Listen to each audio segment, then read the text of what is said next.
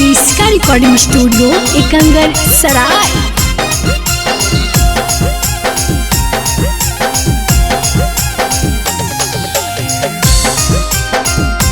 Presented by किसका films. हंसी हंसी मीठी मीठी बोलिया बोलल कौगे, हंसी हंसी मीठी मीठी बोलिया बोलल कौगे, तोरा टरकवा में बोला के डरे बरवा लेल कौगे, तोरा टरकवा में बोला के डरे बरवा लेल कौगे। लेते देते कर दिल कौगो हिरवा गे छौड़ी, लेते देते कर दिल कौगो हिरवा गे छौड़ी, हकौटा रकवा बोल ओहु सुनाया हिरवा गे छौड़ी, हकौटा रकवा बोल ओहु सुनाया हिरवा गे छौड़ी।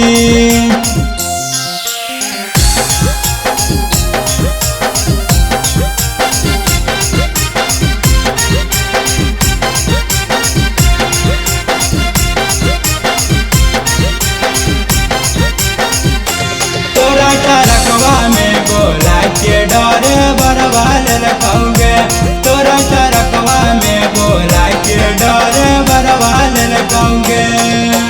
चलल सीना के तान तोरो छोड़ाइए दिल कौगे, चलल सीना के तान तोरो छोड़ाइए दिल कौगे, गे छौड़ी दूर दूर भगल का तोरा छोड़ाइए दिल कौगे, गे छौड़ी दूर दूर भगल का तोरा छोड़ाइए दिल कौगे।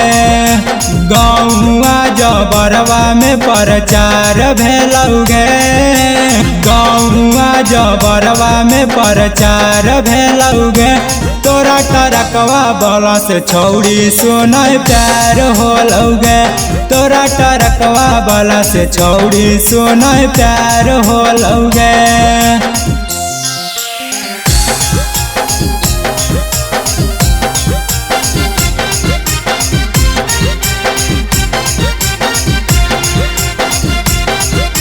इसका रिकॉर्डिंग स्टूडियो एकंगर सराय। तोरा टरकवा में बोला के डरे बरवा लेल कौगे, तोरा टरकवा में बोला के डरे बरवा लेल कौगे।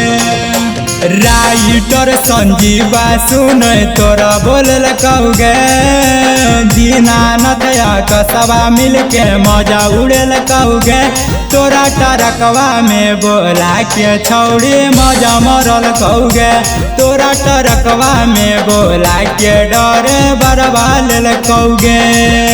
हंसी हंसी मीठी मीठी बोलिया बोलल कौगे, हंसी हंसी मीठी मीठी बोलिया बोलल कौगे, तोरा टरकवा में बोला के डरे बरवा लेल कौगे, तोरा टरकवा में बोला के डरे बरवा लेल कौगे।